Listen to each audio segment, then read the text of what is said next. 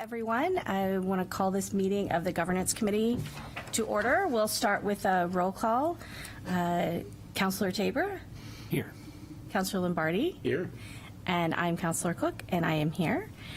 The first thing on our agenda today is to review the minutes from our meeting on March 13th. Those were published in the last agenda for this committee, and they are here online for those who are looking for them. You should look at our last agenda. These are the minutes that we published online for approval, our draft minutes. Can I get a motion to approve? So moved. Second. Are there any comments? All in favor? Aye. Aye. Aye. The minutes are approved. We now go to an issue we started discussing at the last council meeting under old business, conflict of interest. And again, you'll see the notation in the agenda for those who are at home. Conflict of interest comes up at the city level in several places in our ordinances, in our council rules, also in the city charter. With that said, we have a guest that we have invited today to come and join us to discuss conflict of interest, Mr. Thomas Neese, and I'm going to invite him up to sit with us here at the table. Thank you. I wasn't expecting So we are really starting looking at some of the more challenging, this is one of the more challenging issues with the city, and we have several key documents to look at on conflict of interest. And so that starts with ordinance provisions, charter provisions, council rule, and the state law that's relevant to us, but of course we have no governing power over. I've invited Mr. Neese here today because he has quite a bit of experience dealing with conflict of interest, and I think the committee wanted to hear from him on any concerns, recommendations he might have with regard to our ordinances, which, this comes up in the ethics ordinance under section 1802, conflicts of interest. With that said, I'm going to turn it over to you, Mr. Neese, if you want to share some insights with us. And if you could pull the microphone close, Sure. that's... Are they all on? Or do I They're have- all on. Okay, thanks. Yeah, just by way of background, I serve as the executive director for the New England Fishery Management Council, a position I've been in for 10 years, and I've worked with the council for about 25 years. And there's some similarities in a way, because the council is appointed members, not elected members, and they are essentially creating fisheries management regulations that often apply to themselves as well, because there are fishermen and other people in the industry on the council. So there's a little bit of there's always this tension of at the council level, much as there is at the city council level, I suppose. Can we interrupt and ask Sure. questions as we have? Sure. Is the Fisheries Council, is it an administrative body or a legislative body? So there are 8 regional fishery management councils established by the Magnuson-Stevens Act in 1976. They are not part of the federal government, but they are funded by the federal government. They are generally referred to as a quasi-governmental agency. They develop management plans which we submit to the Secretary of Commerce, and the Secretary of Commerce is obligated to implement them in regulations as long as they are consistent with applicable law. So that's a sort of a roundabout way of saying we're in a very unusual status. What I'm really working towards is trying to establish the real similarities or differences between Sure. the council and the city council, so that it'll put things into a frame or a context. City council, of course, is a legislative body that, among other things, adopts laws that other people have to follow. Does the Fisheries Council adopt regulations? Yes. Yes. So, as I said, they have to be approved by the Secretary of Commerce, who is actually the person who implements them. But yes, the Fisheries Management Council develops a management plan which leads to regulations that must be followed by anyone fishing in the fisheries we manage, including council members sitting at the table. All right, well, thank you. Okay. And so we're a little different in that recognizing the tension between wanting people on the council who know what they're doing and the conflict of interest issues. Congress created Congress created specific requirements for fisheries management councils, which in some respects are probably more liberal than what you see in most industries or even in other legislative bodies, in that fishery management council members are allowed to participate in discussions as long as they don't have a significant and disproportionate interest in the fishery or the issue they're discussing. So that's kind of background just to where I'm coming from. Pardon? It's clear as mud, yeah. So, the only reason I mention that is because we meet 5 times a year, and so we have a very formal process set up to decide whether there's any possible conflicts of interest coming up in a meeting. I work with a NOAA attorney regularly, and we discuss the issues and we lay it out. We have similar requirements as you do for financial disclosure and those types of things. So that's my background. When you guys started this, looking at this, you probably don't remember, but I wrote you guys a letter last winter that identified specific things. But I'm ready to talk about the specific things, but I think in general, to talk more at the higher level first here, you've got language in your city ordinance, not your city ordinance, in your city charter. We have language in our city charter, which I think is very restrictive and very detailed in what it says. And there is a difference, as you know, between a legislative decision, as you will, and a judicial decision. So, planning boards are primarily making a judicial decision. But the language in the city charter essentially means that a lot of that strict stuff applies to not just the judicial decisions made in the planning boards, but legislative decisions made by the city council. And so I think there are a lot of discrepancies that pop up when you start looking in the details between what is written in the city charter and what we actually have in our city ordinance.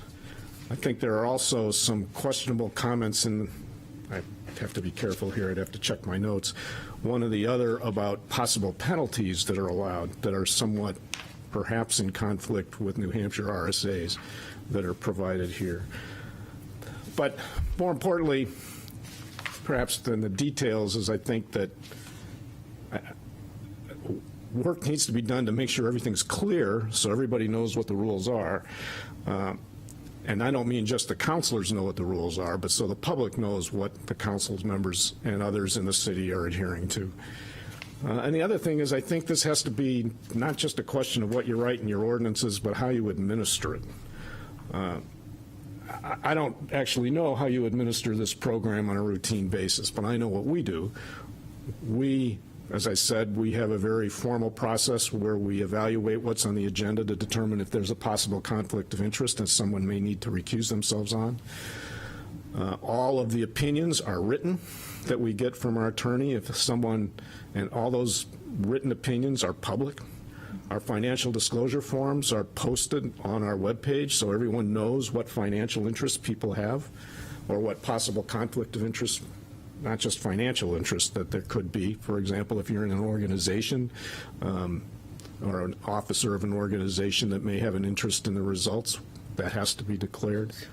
And we provide training not only to new council members, but we provide periodic training once a year to all of our existing council members in public, which reminds them of the requirements. If somebody wanted to go to your webpage and look at these things, what would the name be to search for? So if you look at our webpage, we have, like most people, we have an About Us webpage that lists all the council members, and under each council member we have a short biography, and we have their financial disclosure form published. And that would be Fisheries Management Council? www.nefmc.org. New England Fishery Management Council.org. And, the forms are not terribly detailed, okay? We don't require people, for example, to report salaries, but they have to report who they're employed by. With us, it's in certain categories because we deal with fisheries management regulations, so it's like harvesting, lobbying, processing activities that apply. So it's they don't I use this as an example. We've got one of our members who owns a beauty salon with his wife. I mean, he doesn't have to report that, obviously. So, Tom, if your legal counsel provides a written opinion that there may be a conflict for a member, can the board override that with a vote? No. No. So, the process is obviously a little different than what happens with a city council, okay? Our legal advisor is a NOAA attorney. He is, I forget what his title is, but he's designated to make these determinations. He can make a determination. A lot of stuff is, there will be a routine question. Somebody calls him up and asks a routine question. He doesn't write a written determination then. But if somebody makes a formal question or a council member has a formal question, then they want to make sure that what they're doing is legal. Then he writes a written determination, and those are public.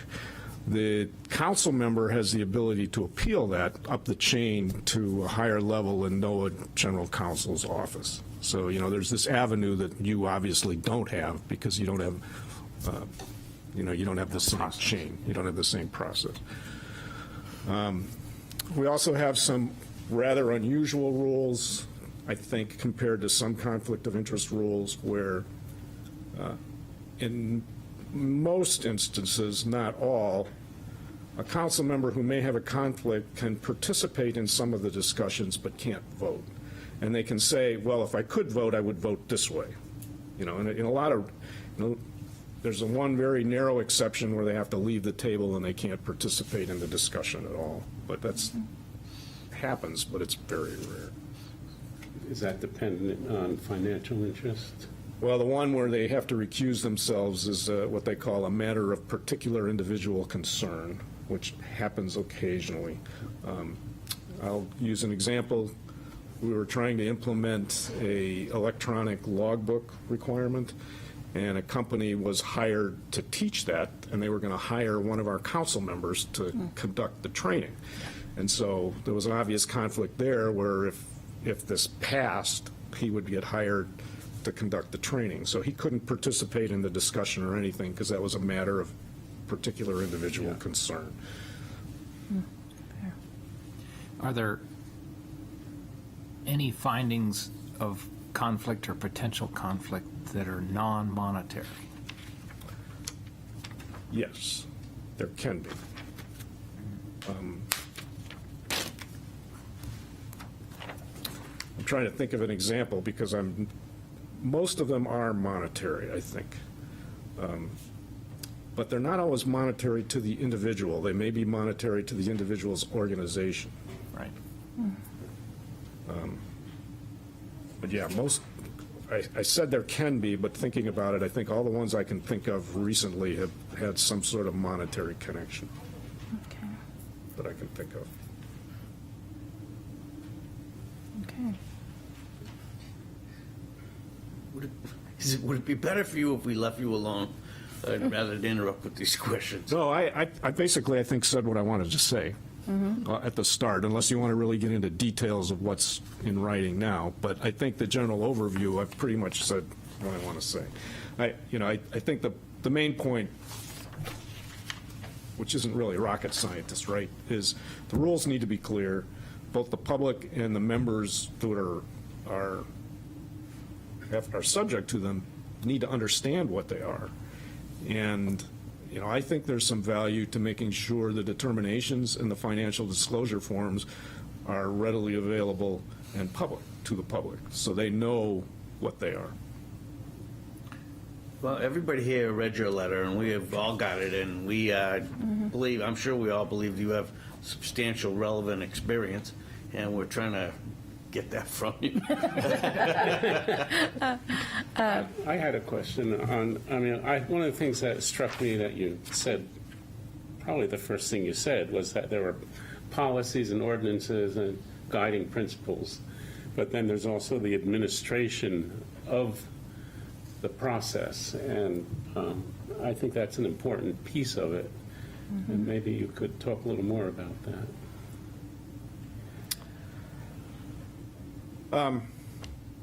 Well, it's the federal government, right? Yeah, well- Basically, so they got rules for everything.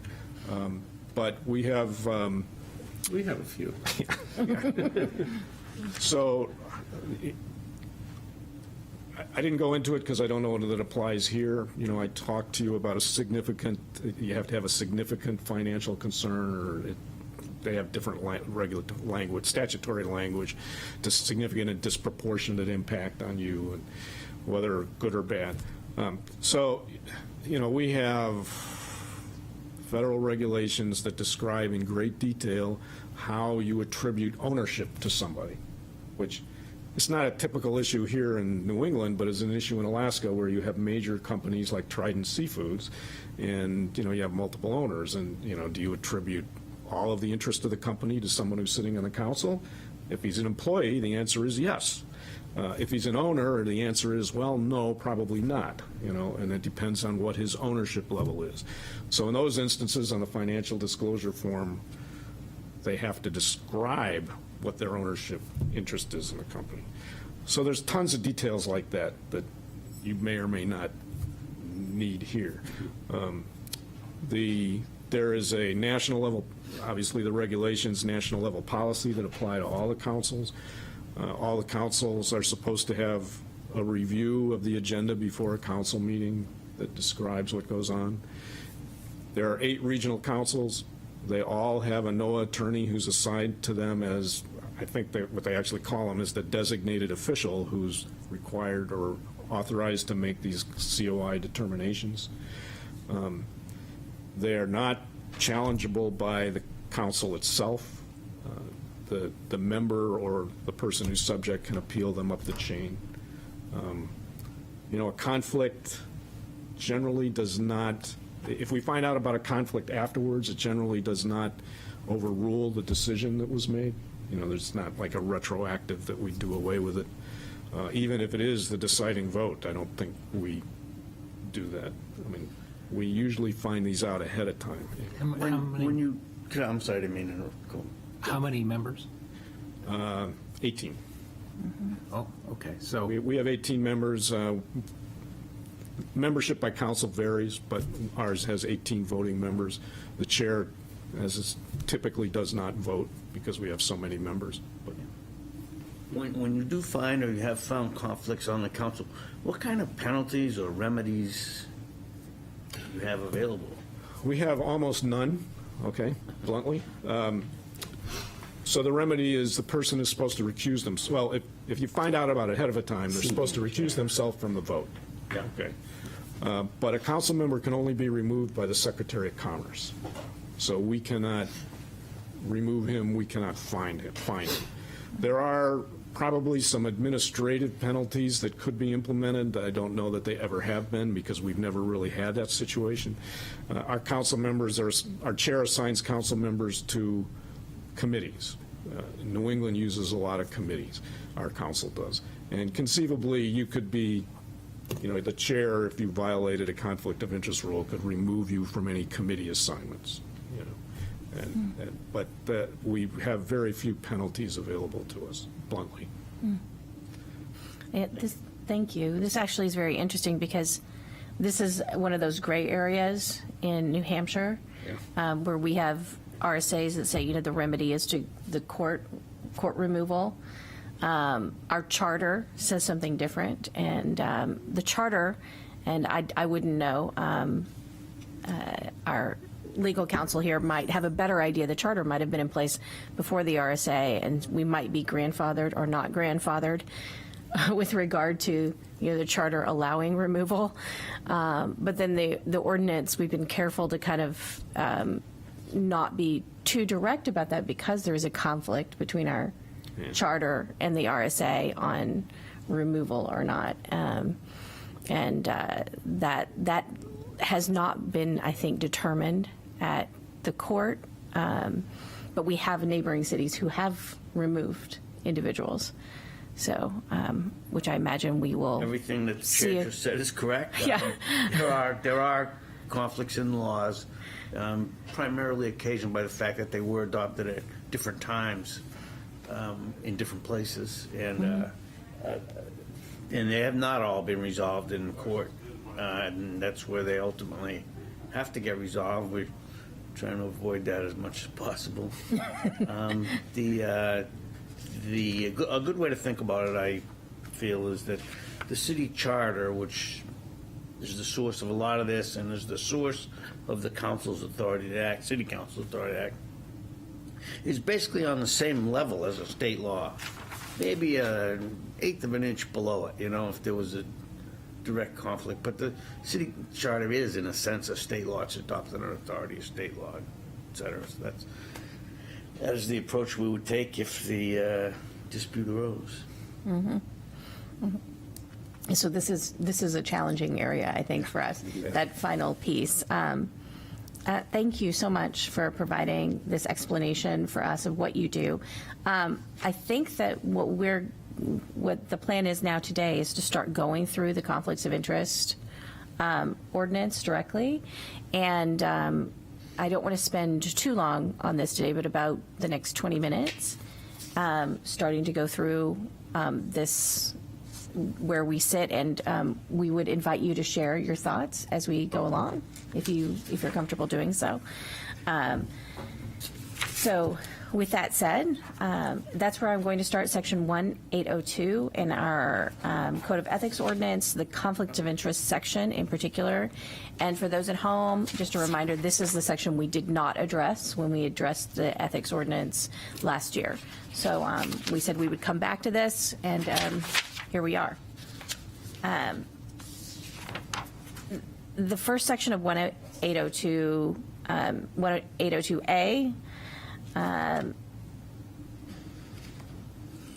this is pretty clear, I think. Maybe for the benefit of anybody who might be watching on TV or something, we should read it if you want. I'd be happy to read it, whatever you prefer. Either way. I can go ahead and go through it if you want. 1802A, no officer or employee shall engage in any business or transaction or shall have a financial or other private interest, direct or indirect, which is in conflict with the proper discharge of his or her official duties. So I think this is something that Mr. Neese just raised. The language seems very clear, but there's a challenge here around definitions.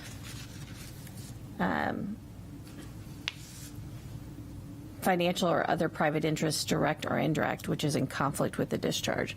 Well, what is a conflict with the discharge of their duties? What exactly is that? I think is the question here. Yeah. I apologize for disagreeing with you. Okay, that's okay. You think it's clear. However, I actually don't think it's clear Okay. at all. Because think about this. And no officer or employee shall engage in any business or transaction. That basically covers the world. Or shall have a financial or other private interest. That's every kind of interest there is in the world. Which is in direct or indirect. Again, covers every possible option, which is in conflict with the proper discharge of his or her official duties, whatever that means. So this strikes me as particularly unclear. And maybe as you go about your deliberations, you could think of some way to narrow some of those options so that it was more clear. I mean, I think this statement is like John and being on the board of Prescott Park. And that's an interest of his in some ways. Yeah, there's no pecuniary conflict. Not for you, but for that organization, you see, and so that's...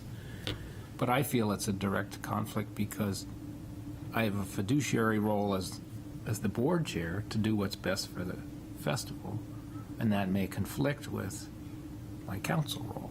Yeah. But taken to the extreme, this could be read as anybody who pays taxes in the city of Portsmouth couldn't vote on the budget because they have a direct interest Yeah. in the setting of property taxes. So that's one of the challenges, because that is a private interest, a direct private interest, what the property tax rate is. So I think that's what our legal counsel is pointing out to us. This is can be interpreted in a range of ways. Maybe this whole statement is unnecessary. You know, ordinarily at a city council meeting, for example, you know, I just speak when I'm spoken to. However, I feel that the organization of this group is a little more flexible, and in fact, I probably was invited here, so I would speak, even if I wasn't spoken to. And in that regard, I thought that Vince is fine. Yeah, Vince's example of you is really a great one. For example, the Arts Festival has a complicated relationship with the city. It Yes. functions on city property. Yes. We're a it- leaseholder. Yeah. It operates a business on city property. We maintain It city has facilities. two separate complicated agreements that really, regulate the relationship between this group that you're a board member of and the city government itself. And you, as a city councilor, adopt and endorse those two agreements. So you're really on both sides of them. Right. Vince's point is, I think, really well taken. Clearly could come within, direct or indirect, financial or private. Who knows? Yeah, and I think one helpful test is, if I voted, say, on the lease, could that be challenged and the whole decision thrown out? Because what you don't want to have is wasting a government body's time by somebody being conflicted and still blundering ahead through the process, and then, so it has to be redone. There is some interesting case law that my vote would have to be determinative. I mean, if it was a 9-0 vote, my vote's not determinative, but still, it's sort of a better safe than sorry. So Vince's example raises another important principle. It's one that I refer to a lot just in the course of day-to-day business, and that is this. Portsmouth is a city, but it is not New York City. There aren't 10 million people out there. There's, 23,000 or whatever the number is. And consequently, people like you, public-spirited guy, you do two different things. You serve on the city council and you help out this arts festival. Well, that creates, something that somebody will claim someday maybe is a conflict of interest on some things. And that wouldn't happen in a bigger place, but it will happen here time and time and time again. So as you go through recommending any changes in these rules that you might recommend, that's something to keep in mind. You don't want to be so restrictive that people like John can't exist, because he's obviously helpful on both sides of that equation. I know the land use boards, at the beginning of every meeting, there's a statement. I forget exactly how it goes, but if anyone has a... I know exactly what it is. It's I know you do, because you wrote it. right, as our guest today has pointed out, the land use boards vote on things, and they're operating in a quasi-judicial capacity, which is really the highest of the conflict of interest standards that we have. And there is case law that says that people who have an objection to a voting member on a quasi-judicial board because of conflict of interest, people are required by law to raise that interest at the first known moment. And that's so that you can't, if you're opposed to some project before the planning board, you can't lurk in the background, wait till, months and months are spent on it, and the planning board comes to its final vote, and if you're unhappy then, raise your hand and say, well, what about Kate Cook's conflict of interest? And thereby torpedo the whole process that's gone on and required a lot of time and work and effort. So the planning board begins every meeting by saying, if anybody here feels that any member of this board has a conflict of interest, please raise the issue now. That's what gets said, and that's why. The challenge around that for an elected body like the city council is that you don't know the intentions or motivations of those filing a claim that somebody has a conflict of interest. And you could end up creating a lot of work for legal counsel due to spurious claims of conflict where there are none. And so, when we get to that, I think my preference is for declaration of conflicts, of annual disclosure of conflicts, rather than that statement up front before our council meets. That's interesting. Yeah, so we would do it every year. Yeah, that's kind of where I'm going, but that's my view on kind of where we should start. I put together some thoughts on this. This one paragraph about conflict of interest is really the heart of it all, because that's, over the years, the only thing that's been actionable, that we've actually acted on. First off, I think it would be nice to have a preamble that states why we have a conflict of interest policy. I'll just read you one from another city. The citizens of Concord are entitled to a fair, ethical, and accountable city government. The effective functioning of democratic government requires that all of its officials, whether elected or appointed, comply with both the letter and the spirit of the laws and be independent, impartial, and fair in their judgment and actions. Public office is to be used for the public good, not for personal gains. Public deliberations and processes must be conducted in an atmosphere of respect and civility, and openly unless legally confidential. To this end, the City Council adopts this code of ethics for all of its officers and officials, whether elected or appointed.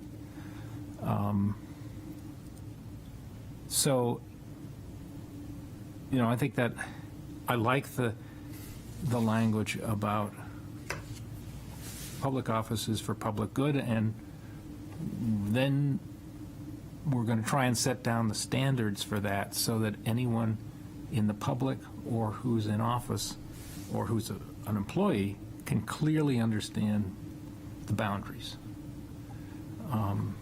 So I thought a preamble would be helpful. Then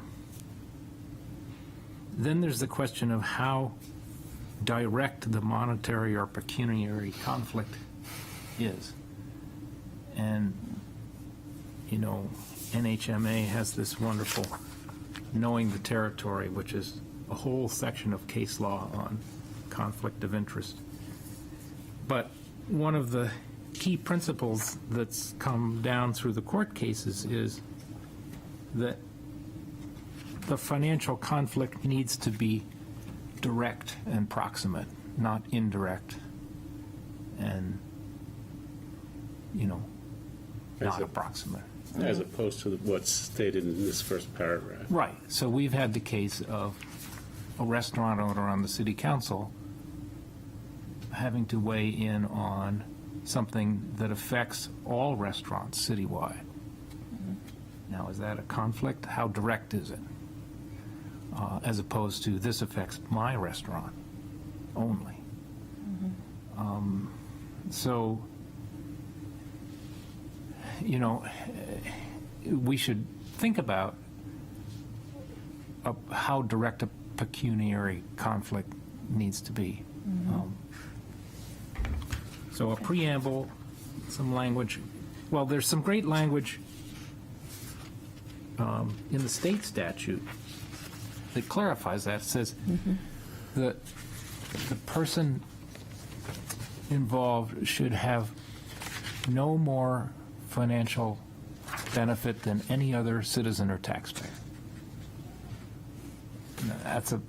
That's a pretty good standard, I think.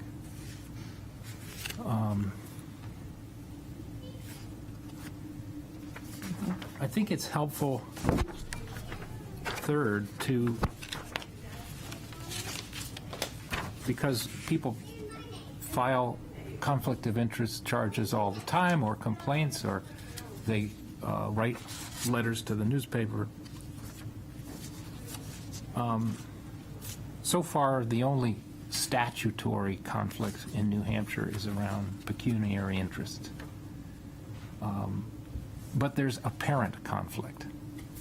You know, an apparent conflict is when somebody's been very vocal about an issue, and then they're sitting as a city councilor or a planning board member, and the issue comes before them, and everybody says, he or she's biased. He or she's not thinking independently.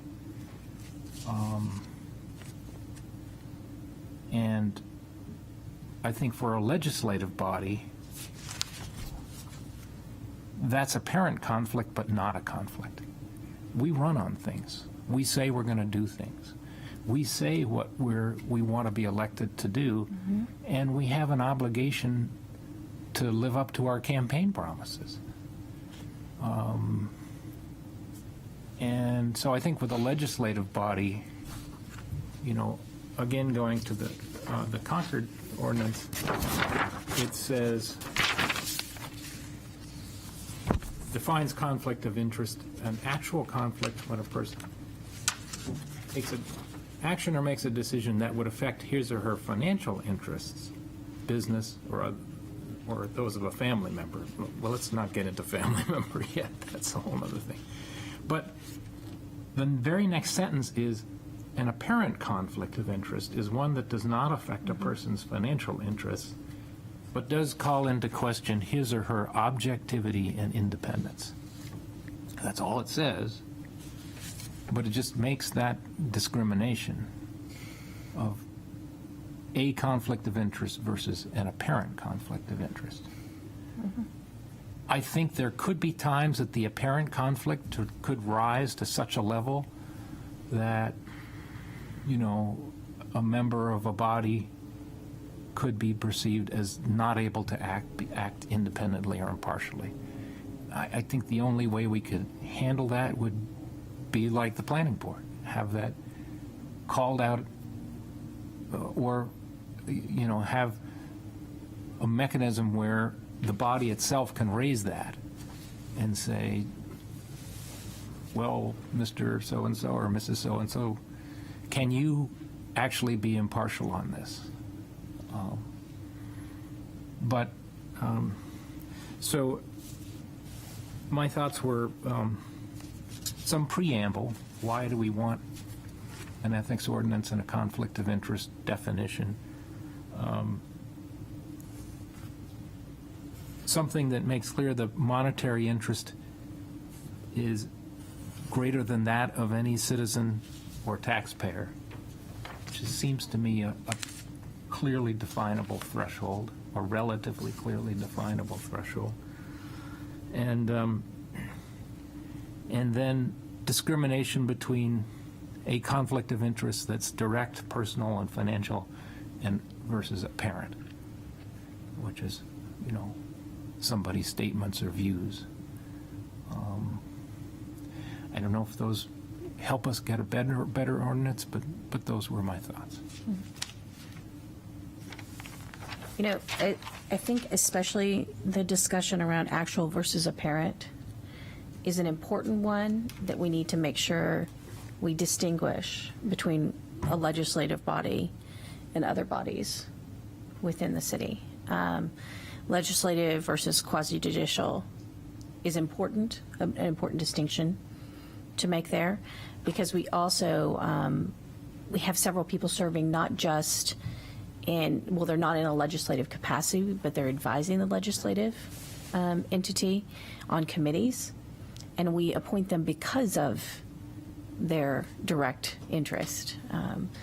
When you think of committees like arts and nonprofits, or committee like sustainability, or a committee like the new EDC. in the EDC, we appoint them because of their direct interest in wanting their views on these issues, but they don't actually make direct decisions for the city. Those decisions they send things to the council for decision. So we need to be really clear, legislative versus quasi-judicial, and making sure that those distinctions are clear for others as well. So thank you. So we have a similar, we potentially have a similar issue. We have advisory panels, we have committees as well. We have work groups that sometimes include outsiders. But the way we deal with that, and I don't know if this helps you or not, is that our conflict of interest rules and limitations on voting apply to the final action, the final decision. And so at the committee level and at the advisory panel level, or there really aren't those limits, because it's not really a decision-making. They're providing, the advisory panels are providing advice for starters. They're not making decisions. So that might give you, it's worth thinking about some sort of approach like that as to where do these conflict of interest provisions come into place for deliberative bodies. I'm ignoring employees right now. Thank you. I haven't seen anywhere that the conflict of interest definitions go down two tracks, one for legislative and one for judicial. I mean, that seems like that could get really involved, number one. Number two, the state statute and how the courts have ruled have been pretty clear. I think if you were a planning board member or a ZBA member, you could be trained on the statutes and the court precedent to understand quasi-judicial, to understand juror standard, to understand,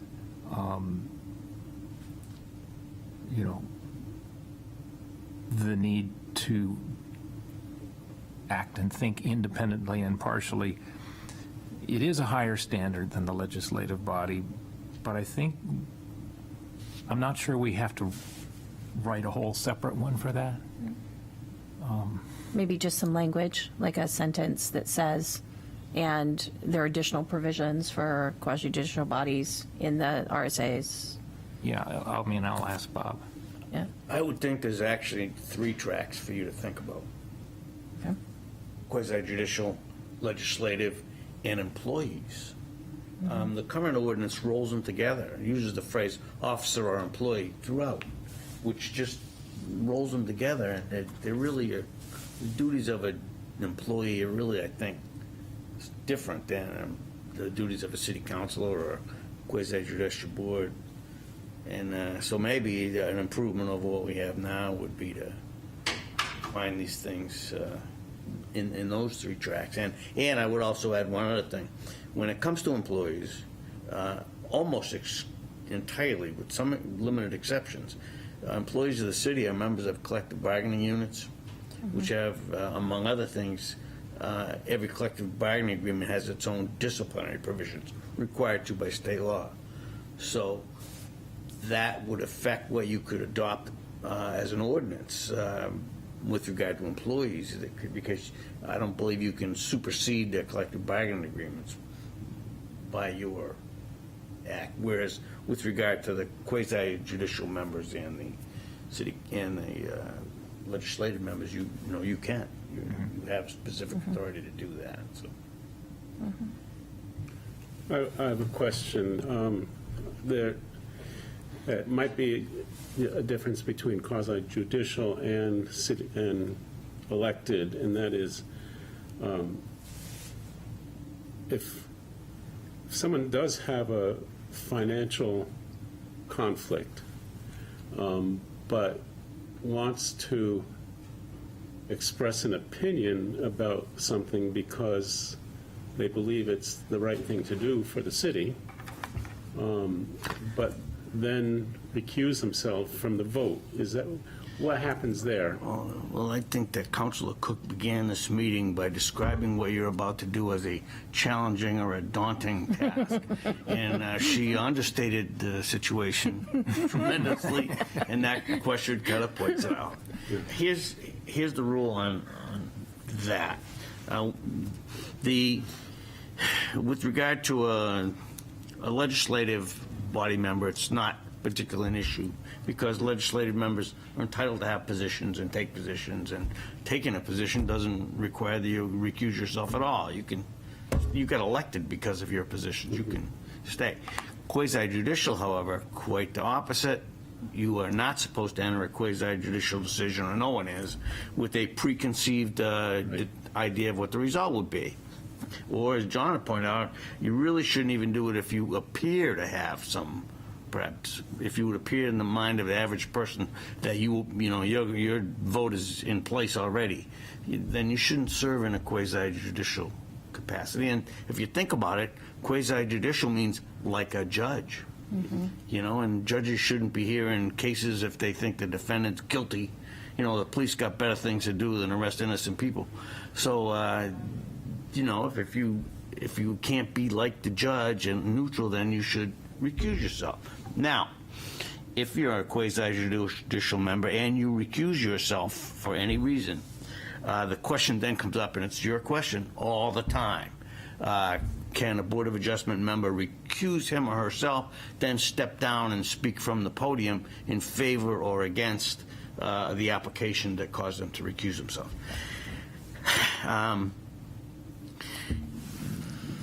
There is no clear legal answer to that question as of yet. It comes up all the time. We look at it all the time. So we know that the New Hampshire Supreme Court has not given its instruction on what you have to do in that situation.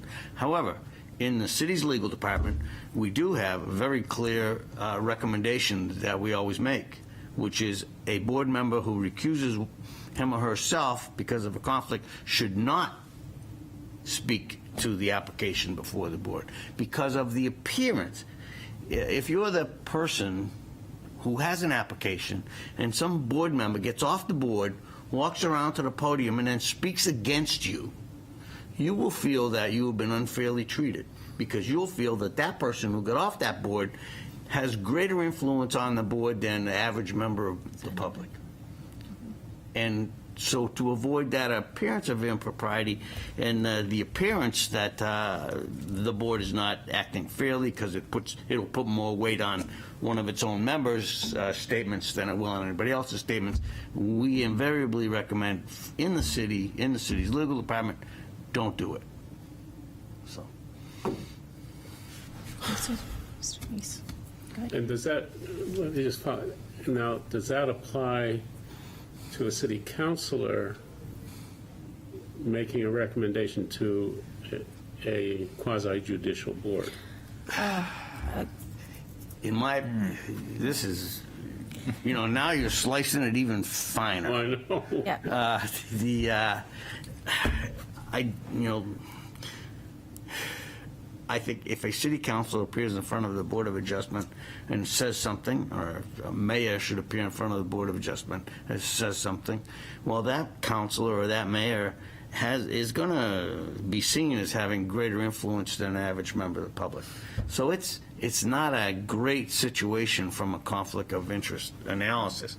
On the other hand, you don't give up your rights as a citizen because you serve on the city council. You don't give up your rights as a citizen because you're the mayor. And, if you have a view on something, why shouldn't you be able to say it? So it's a competing interest. The council, of course, approves the members of these boards. So, as I said, you're slicing it awfully fine. So you're on the planning board, and I'm a member of the city council, and I voted to approve you and put you where you are. And I get up on a podium in front of you and say anything at all, and you're going to listen to that. And so, Yeah. I think that challenge comes up in Section B, which we're going to deal with. Also, Section B talks about representing private interests before city agencies. And technically, the way it's written currently suggests that you're not allowed to speak. And so that's another area where we absolutely need to clarify what is allowed and what is not allowed. And it needs to be much clearer, because when I read this, I think, if I have even something that I need to due to my home, and because I sit in the historic district, I can't do it because I can't go to the HDC, because it says I should not represent private interests before any governing or land use regulatory body. So while I realize that that's not true, the language isn't clear here, and so that's where we need to be careful and more specific. So I think we're going to get to that. I do want to caution, though, that it is about 8 minutes to 11, and I want to make sure that we have a chance to, with Mr. Neese here, to reflect on his use his insights appropriately, because I don't want to ask him to have to return to us on another occasion. Unless you want to. Yeah. With that said, Mr. Neese, would you mind reflecting for us on particular challenges you see in the ordinance that you have found in your review?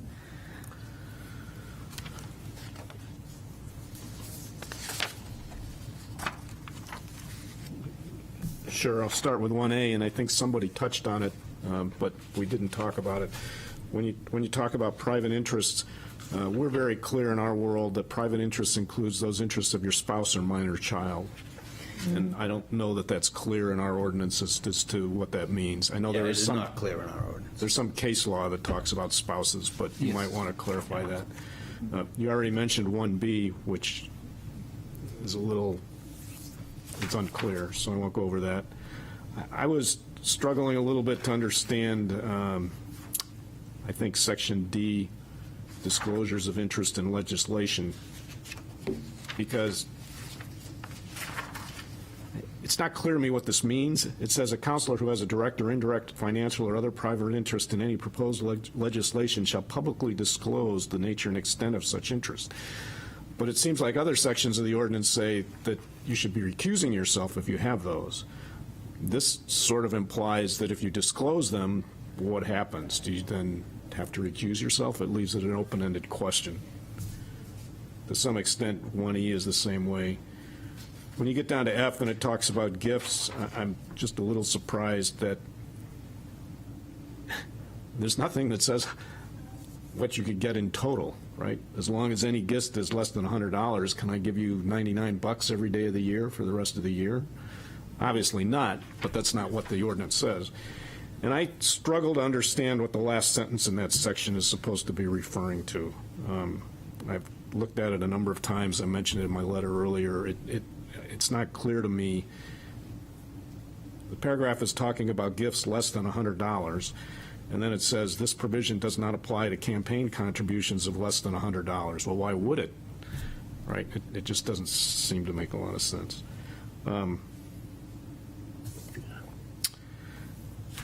I don't want to take up all your time. I could always just write you a little letter on some of these other things that are in here. There was another one somewhere. Oh.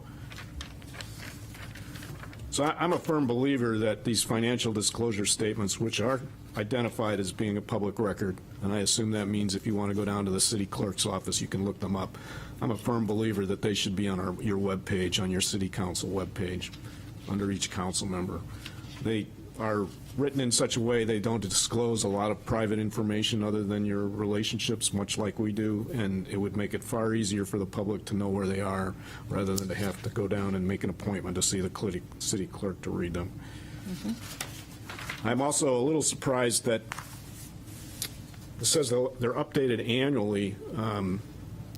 Well, you know, what if your financial relationships change dramatically on July 1st? Does that mean they remain a secret until the next June 30th?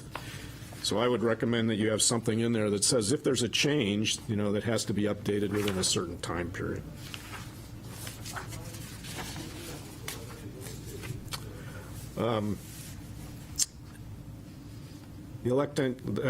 Going to the election candidate financial disclosures, mm-hmm. I don't really have much to say here except to note that in the last election, I reviewed the financial disclosure forms which were filed 7 days before the election, and there was only one that reported expenditures, which is required by this provision. They were all reported afterwards, but it says the reports must be filed a week in advance. And I think that, to be honest, was because of the forms you provided did not have a line to report expenditures on them. So the only person who did that was the PAC, Gerald Duffy's PAC reported expenditures, I believe, in advance. There might be some others, but in the interest of time, I can write them out just as easily so you have them on paper rather than try and take them from notes. Thank you. And, I was going to make a comment, you talk a lot about the difference between legislative and judicial, and the language in the city charter kind of obviates that, I think, that differentiation here, which becomes an issue. Because I would argue that, the language there that talks about, I wanted to quote it. Now I can't find my page. Page 7 starts. Oh. Yeah. Anyway, the language in the city charter that talks about more financial interest than any other person in the city. Well, I think there have been a number of instances where there have been decisions made by council members where they had more of an interest in it than me. I have no interest in whatsoever in, outdoor dining in city streets, all right? And I know you make the argument, well, every other restaurant owner has the ability. Well, that's not, the discussions that were held earlier this spring suggested that wasn't true, because the council was picking which restaurant owners would have the ability to do that. And, I think you got to be careful about that. The public has a right to expect that the decision isn't being influenced by what your personal benefit is. Mm-hmm. And there are some other language in there that, in some of the places that I think you got to be careful about as well, and I'll highlight those later. Okay. I don't want to use up your last 2 minutes. Oh, no, we have more time. Oh, We're just, I wanted to make sure that we didn't take up too much of your time. That was my biggest concern. I didn't want to ask you to spend your whole day with it. Yeah, I won't. But I do really appreciate you sharing your insights, because it's really helpful to us to get your perspective, because it's unique, I think. And I appreciate all the experience you have in dealing with this. Thanks. Yeah, thank you. I might head out here shortly, just so you know. Okay, that's fine. Well, I'm sure the purpose of this question will be obvious, but do you work in the city? Are you commonly available? I work from home, I do, yes. I am available. I work, I work in Newburyport normally, but I'm only down there, thanks to COVID, only 3 days a week now, so I'm readily available at home. Well, you may hear from Counselor somebody Cook here has me. again. Yeah, Thank you thanks. very much. And I'm happy to share what I know. I don't think it's all directly applicable, but I think there are some things that might give you ideas to think about. Well, my personal view is that most of what you said is pretty applicable. It was very helpful. Thank you. I agree with that. Yeah, Yes. it's very helpful. Yes, Thank you. really appreciate it. Thanks. Thanks for your time. Yeah, I'm gonna head out. I think. Thank you. Thank you. With that, I want to know the preference of the committee. We can go back to dealing with the ordinance directly. We can go on to other business. We do have a hard stop, just so everyone knows here today, because there's another meeting in here at noon. So we want to make sure that we finish in a reasonable amount of time today. I did want to circle back to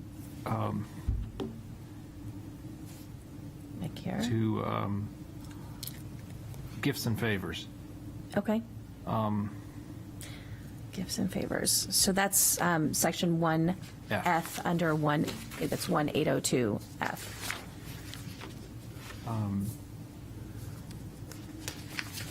Would it be illegal for an officer to accept a trip or payment for a vacation?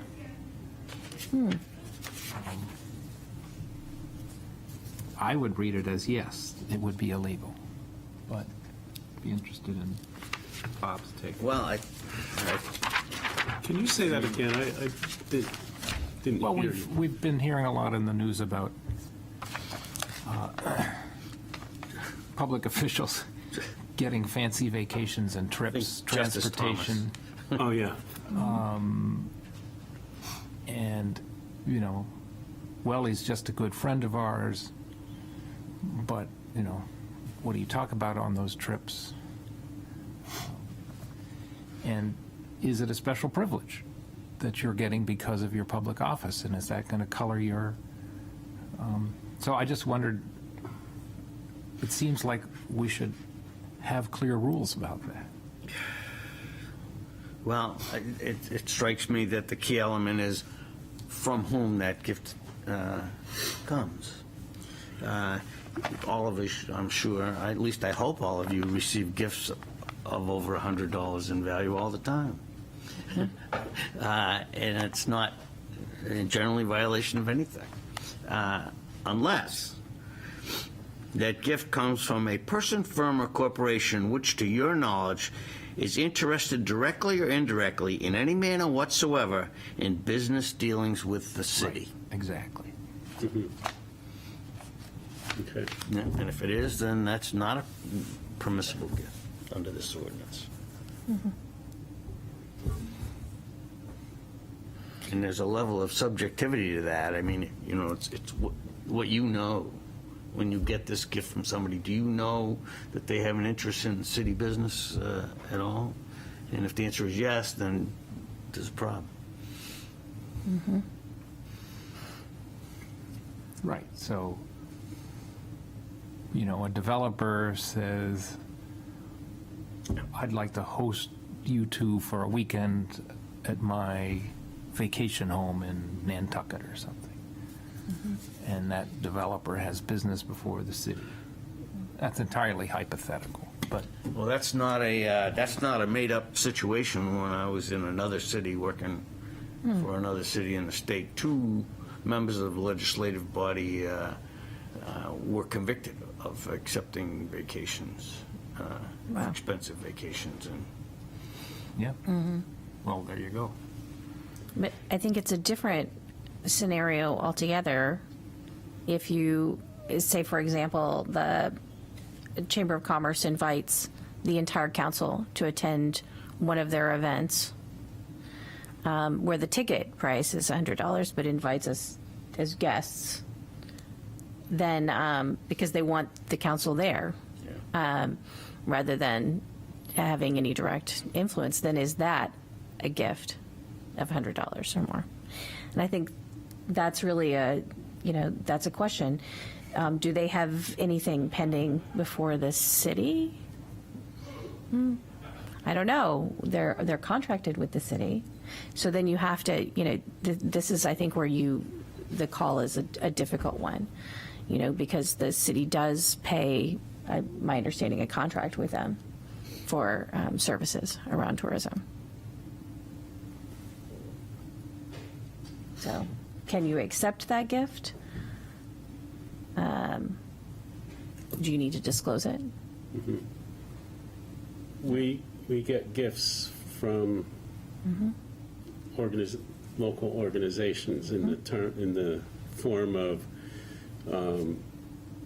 free access to a performance or something, and those performances that includes your spouse. So those performances may exceed the $100 thing.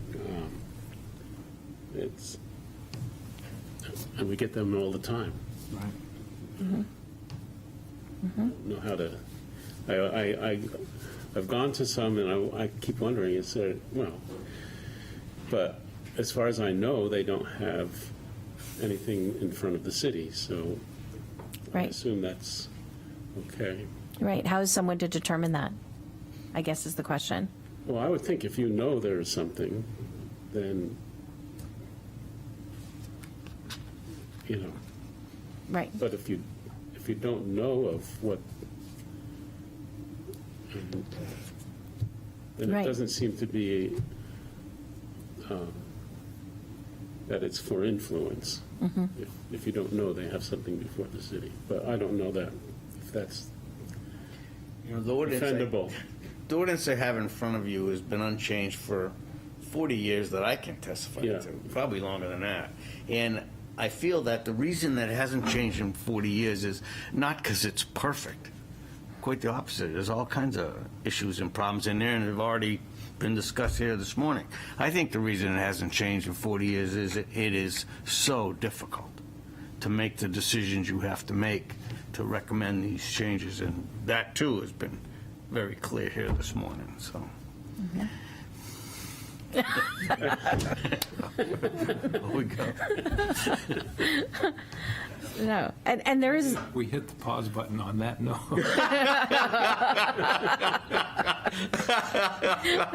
I will say that, the legal counsel has been very clear that this is quite a heavy lift. Yeah.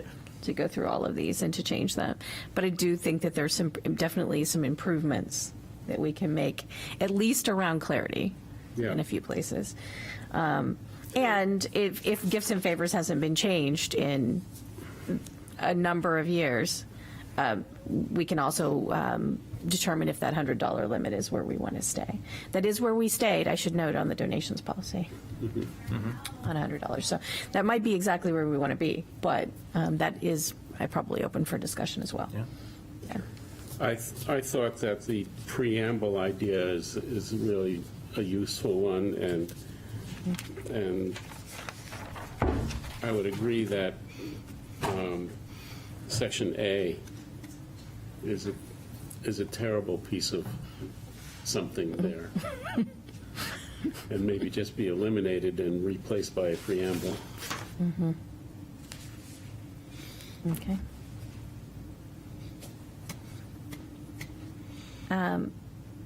There are many areas here that I would like to, that I want us to go through and discuss at length. The disclosure process, I think, is important, which is not clearly specified here. I think this is an area where Mr. Neese provided some great insights around disclosure and ways to do that. And we need to maybe consider different processes for elected, the legislative body, quasi-judicial bodies, and for employees around disclosure, because noting that this impacts all. But currently, we actually don't have a form or anything that anyone has to submit requiring their disclosure. So unfortunately, with the way the world works today, you might not know someone's financial interest in a corporation or an entity if they don't disclose it.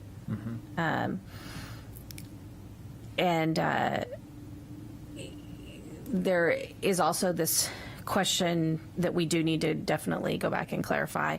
I think that it's up here on in Section B, representing private interests. What exactly does that mean?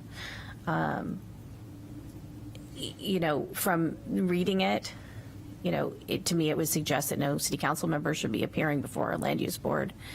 But then if it's an issue related specifically to their own property, maybe there's a carve out there that we should consider.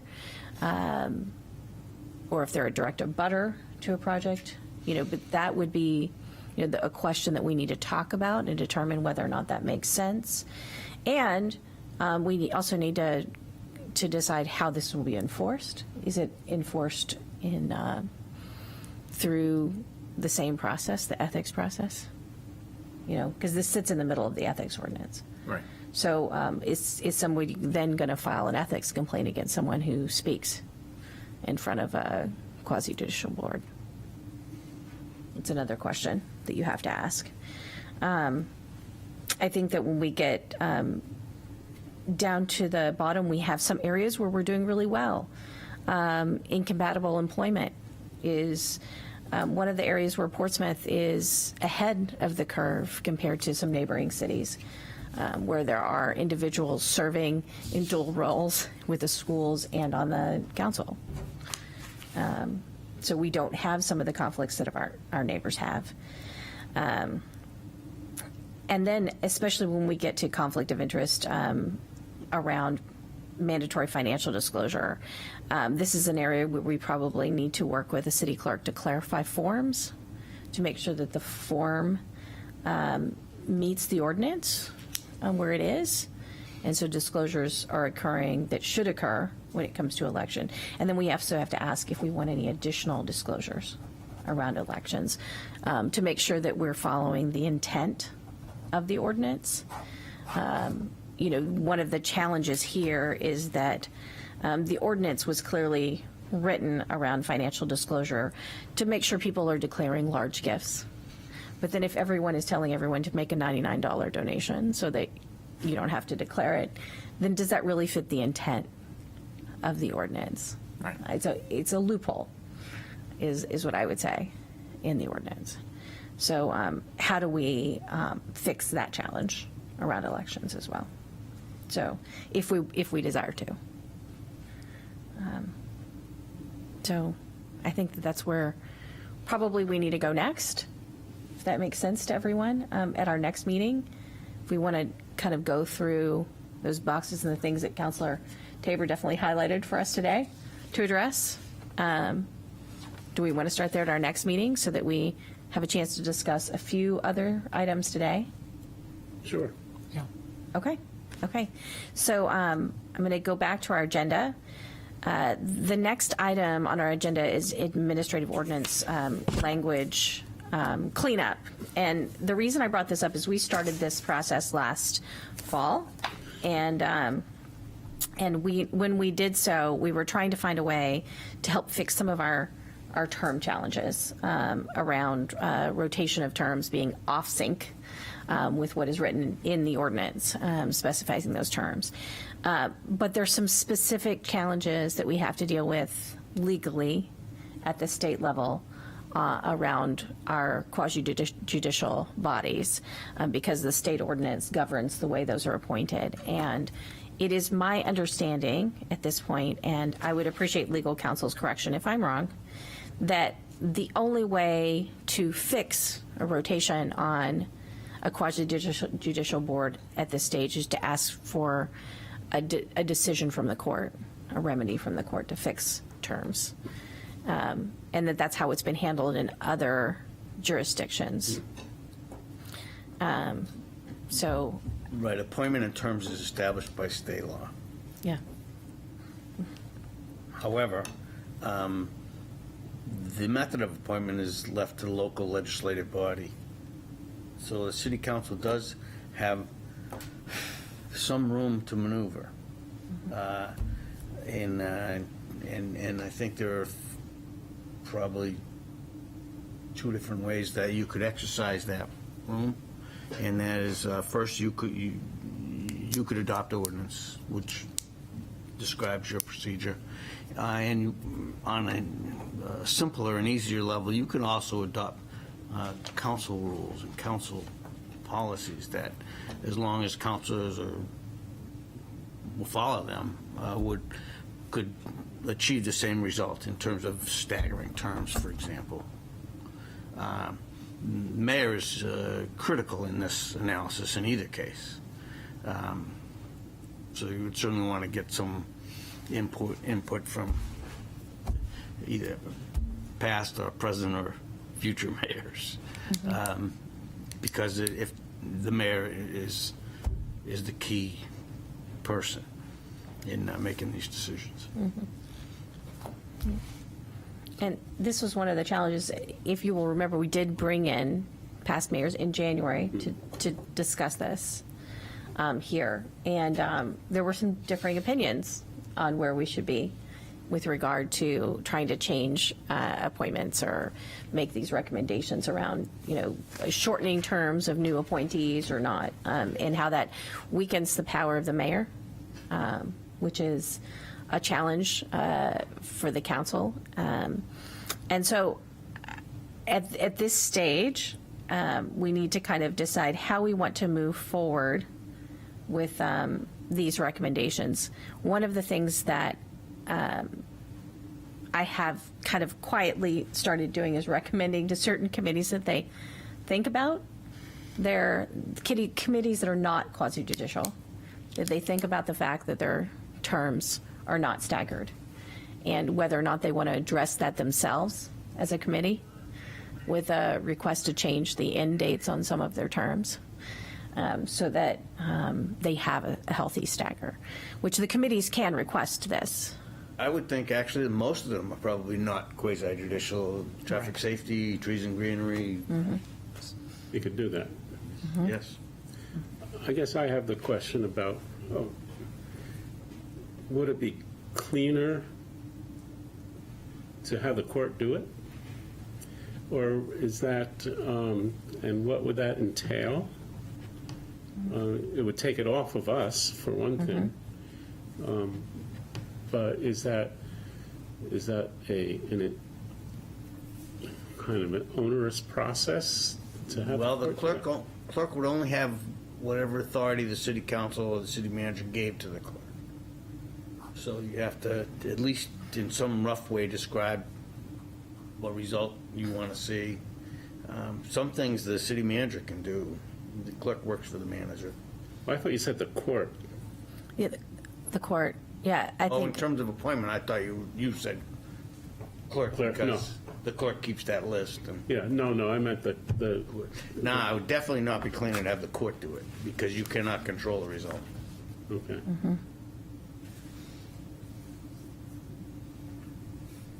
okay.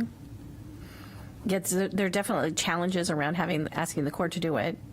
You don't know what you're going to end up with. But at the same time, Yeah. it removes the responsibility from the council to try to fix this challenge. And it would then not be subject to the same level of legal scrutiny because the court had made that decision. When you're sitting here as members of this committee, and frankly, when you're on the city council, whenever complicated changes in laws or procedures come up that you would want to see accomplished, the process that I recommend is that you state in sort of just plain English the result that you want. And then, you have a legal department that will find the language to achieve that result for you and find a method to achieve that result. So if you just kind of, with regard to this, for example, if you just state what result you want to have, then, we can find the best way to get there, if there is a way to get there.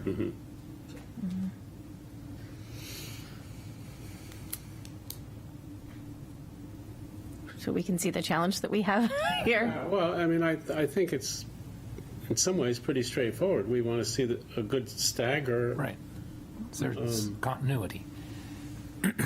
on all the boards and commissions. Councilor Cook and I have discussed this at great length. Yeah, I'm sure. And really tried to come up with, creative ways to get to that result without having to march through the appointment process for every single board, commission, and committee and change the ordinance for every single one, which maybe you would have to do that, but we have tried to come up with different ideas. I know I have personally tried to come up with them and talking with her.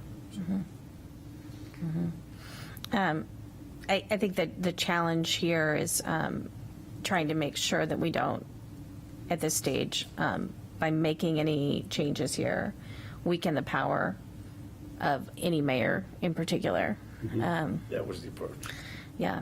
And, one of the ways that you could consider doing it is putting the ordinance in place so that, that it's adopted as of January 1st of next year, so that we're anybody who's running for office now and running for the mayoral, hoping that they become mayor, knows that this is in place whenever they become mayor, so that they're aware of it, because it wasn't in place for the last election. So no one would have been aware of changes. I'm kind of mindful of that. But again, I think it's also, you're still going up against the RSA, no matter what you're doing. And I think it could be, personally think it could be challenged. I think that anybody who was looking at this clearly could say, it's unfair to anyone coming into office to tell them that they need to shorten their appointment terms. So what might be the solution is that we don't address quasi-judicial boards here. Yeah, since they're covered by statute. Yes, since they're covered by statute, but we address committees, which are not covered by statute. And then we fix, I think the most egregious one is actually parking, traffic, and safety, right now where everyone rotates off at the same time. It's very unfortunate, the idea of losing people who've served on that committee together for many, many years, losing their expertise all at once is a little daunting. So we might be able to just set it up for committees, and that would not be subject to any kind of legal challenge, because the council would definitely have the authority to do that. And I'm concerned about making sure that we have additional work that we have done in this administrative ordinance move forward. The changes around asking everyone to appoint a chair at the beginning of each calendar year, I think is important. Just for functioning, I think changing the language so that we are mindful of being inclusive here, and we changed all the chairmans to chairs. I think that that's also helpful, using inclusive language. But I want to know what the feelings are here among the committee before we move forward with this. So you'll note that this is planning. Recreation Board could be subject to this. This is what's different. Library Board of Trustees. But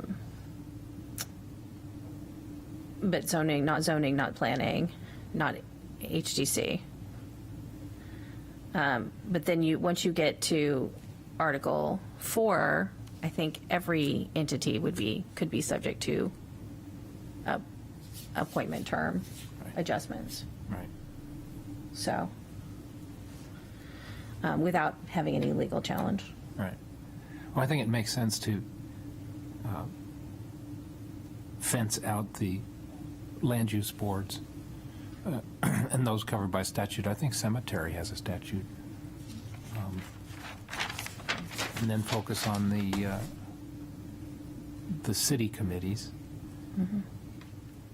And I certainly agree that there should be a healthy stagger in the terms, so that they don't all come up at once. And then we just need a mechanism to get to that. I think the problem is, of course, that the land use boards are probably the most important to have a healthy stagger. Mm-hmm. And so where do we go with that? It's Right. push it off to the next council to, We could refer this back to the legal department, and ask for them to look at it one more time to see if there's a way. Give them until July, say, to look at it, and have it come back here in July.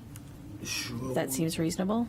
Sure. One issue that we've had, of course, is that the scope of operations of the governance committee is so broad, covers really the whole city government, that different members of the city legal department have had different parts of it.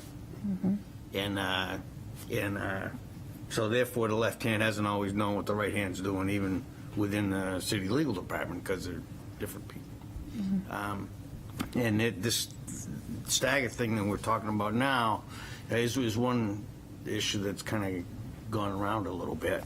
I know I was involved in it pretty extensively at one time, and then I wasn't, and now I think maybe I am again. well, you retired, That's right, yeah, that's right. That retirement really did throw a curve in a lot of things. But sure, the idea that I've been working with, you've heard some reference to it, is that maybe by a council rule and ordinance that delineates the steps or the process that the mayor would have to follow in making appointments. Might be a kind of a simple way to create a stagger that ran across the whole, the whole panoply of boards or commissions or whatever. And when I was thinking that way and talking with Councilor Cook about that, really the whole point was to try to do something straightforward and simple and avoid, the death march through every commission and committee and board. So that's still the way I'd like to be able to do it if we could do it. So, this is a dumb question. How did we get to where so many of our land use boards were appointed at once? As I recall, it was that a spot opened prematurely, and instead of appointing for the remainder of the term, the appointments were made for full terms. Is that? And that's my understanding. Yeah. Is that that people were appointed for full terms versus fulfilling the end of a term, and that has been a challenge to deal with, because I think initially my understanding, and legal counsel can correct me if I'm wrong, my understanding is initially that was done because the RSA defines a term as 3 years and doesn't have any language in it around fulfilling the end of a term or not fulfilling the term before being appointed for a full term. And so anybody who was appointed was given a full term, even if they should have just been fulfilling the end of the term. So we were thinking of it as individuals serving, not places. And so that's one of the things that I think at the beginning we're starting to talk about, is rather than having, an individual has a term, there's a place 1 has a term, place 2 has a term, place 3, and those terms are defined, and that individuals fulfill them. But in court, if somebody challenges it, they could come to court and say, I wasn't given my full term of appointment via the RSA. And I think the court has not been really clear yet on whether or not that person would be granted a full term if somebody decided that it was important enough for them to go to court around not getting a full term, a 3-year term, if they were Well, I appointed guess to a that's partial why I term. wonder if something has to happen with the RSA rather than here. Well, and then the question is also at the council level, you can make the policy, like the ordinance, and then if somebody challenges it and it goes to court, and then you might have a clearer understanding of rules of the thinking around applicability here. So I guess there's that as well. Sometimes the cities drive Right. the interpretation, or getting a more thorough interpretation Well, of our a court decision or a state legislative action could certainly clarify the situation, but I think the principle that we're trying to follow is that decisions that'll affect the city of Portsmouth ought to be made in the city of Portsmouth if at all possible. And so the council should make the decisions. Right, so if we recommended to the 9 city councilors that the mayor, in the event of positions on our land use boards that open up prematurely before the end of the term, if we said we vote a policy that the mayor appoints somebody to complete the term, we would be within our rights to do that? Well, at least at this point, because there's no law saying you can't, I think you'd be within your rights to do it. And it actually would be pretty easy to enforce, because if the council had a policy describing the procedure or the rules the mayor should follow to make an appointment, and if the mayor did not follow the council's policy, well, in most cases, the council has to approve that appointment. So the council simply wouldn't approve the appointment. Okay, So there is an enforcement mechanism okay. in most cases. So, The problem is we now have terms that are defined as the duration of people.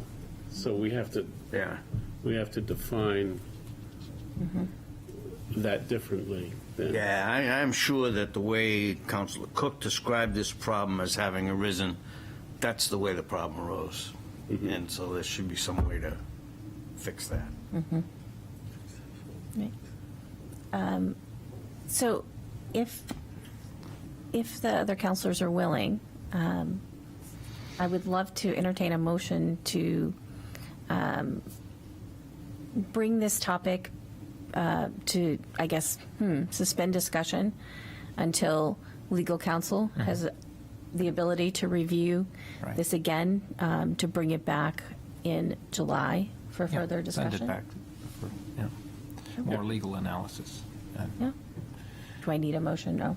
I think Well, we're good, probably. Yeah, it might be helpful to have a motion just to say that I would move that we refer the question of how do we achieve staggered committee terms back to legal with the goal of a way to have our boards and committees have staggered terms. Is that Second, all in favor? Well, Yeah, that's fine. Is there any further discussion? Okay. All in favor? yes. Aye. Okay. So here's my thinking on it as of right now. Almost all appointments in the city are, the mayor makes the appointment with the approval of the council. There are some different. There are some which the council actually makes the appointment, and there's some that don't require council approval. But the vast majority, mayor appoints, council approves. So that would be, I think, the direct way to approach this, to, describe an appointment policy for either the mayor or the council, whichever it might be that makes appointment, to follow this, whatever this is. And then the council would be kind of the enforcing mechanism by just simply not approving appointments that aren't consistent with that policy. So that's the current thinking anyway that I have, and I would, of course, talk with Kate about it and see what we come up with. The problem is that if you have, because of what has happened, all terms are ending at the same time, Yeah. you're going to have to Some initial true-up period. true-up period. Yeah. Yes, and I think that that's the period that's always been in question, and the challenge around it is, who subjects who to that, and how do you do it? Do you ask a mayor to do it on their own? Do you direct the mayor to do so? Who does it apply to? I would think if we had steps in mind that we as governance recommended to the council, saying they all come up at the same time, that we need continuity on these boards, we need to get back to a stagger, and we recommend this, and this to do so. And the council could approve or deny that recommendation. And then it would, I suppose, be incumbent on the mayor to implement it, or no, it'd be a council vote. It'd be a full council decision. So, Right. I'm intrigued by this idea of a council policy versus changing the ordinance. So I'm eager to hear back from legal on how we can proceed with that. yeah. Yeah. So, or if we should proceed with that, if they find an alternative. So, with that said, I think I'm going to move on to Blue Ribbon Committee conversions update. I brought this up because when we were discussing committees. There were several blue ribbon committees that I've highlighted here for everyone who should potentially consider a conversion to more permanent status because of the length of the term for which they've been blue ribbon committees, and that they have an ongoing mission with the city. I'm happy to report today that the Sustainable Practices Blue Ribbon Committee is moving in this direction already, working on some language that I think that they will bring to the Governance Committee. So I wanted everyone here to be aware of that, that they're working on that language. I don't know if it'll come directly to us. It might actually just go straight to the council, depending upon where they decide to send their request. And also, Arts and Nonprofits Committee and the Cultural Plans Subcommittee are in discussions around a more permanent status for an arts commission or arts and culture commission or something to that effect, mostly to implement the result of the cultural plan subcommittee when there's a new cultural plan to implement for the city. So they're also discussing what that would look like and whether or not to draft an ordinance and when that should come into effect. So there are two on this list that are currently discussing this. I'm raising this also because I know Councilor Tabor sits on the Citywide Neighborhood Committee. So I thought maybe I would ask here if Councilor Tabor would be willing to discuss this with them. Yeah, and this has been a committee in existence since Mayor Sorrell, so, you know, it's de facto. Yes. My recollection is that's why she became Mayor Sorrell. Yeah, that's right. So maybe Only it's, she had those lists. I love it. So maybe it's time. And the African Burying Grounds Stewardship Blue Ribbon Committee and Sister City Blue Ribbon Committee, both we have not approached yet. I believe that the assistant mayor serves in a role on both of those, is my understanding. So I would think that it would be okay. I'm going to reach out to her directly, if that's okay with everyone here, to see if she would approach them and find out what the preference is and for those two. All the other committees that are listed here either have a discrete task ahead of them and that is time limited, or they have not been around for a very long period of time yet to be in a position to make this call. The one I think about particularly around that is the Safe Water Advisory Group. And there's always a question around the Portsmouth Energy Advisory Committee, what role it would like to pursue after potential launch of community power. So the others, though, are very temporary in nature. So for now, and hopefully we'll see how their work comes to fruition. That's right. Yeah. So that's where we are with Blue Ribbon Committee conversions. Unless anyone else has something to raise there. I think we're Yep. all right. Parks update. I am working to try to set up another meeting of the leadership that we had here to discuss parks by early May. So that's the current goal, is to set up another meeting for them by early May. And I will keep you updated if I hear anything otherwise. But then we should have an update from them, hopefully by mid-May or so. With that, I'll move to public comment. Is there any public comment? And it doesn't appear that there's anyone on Zoom either. Announcements, just next discussion. We'll continue conflict of interest, April 24th. And if we have any of those Blue Ribbon Committee conversions that come to us, we'll discuss them on April 24th. Are there any other announcements? Could I make just a statement? So I'm thinking about the work of the governance committee. It's, as I said before, pretty broad in scope. And even just in today's discussion, things have come up which might call for a charter change. which might call for ordinance changes, and which might call for rules and policy changes, all recommended by the governance committee. So with that in mind, I wanted to put a timeline in your head.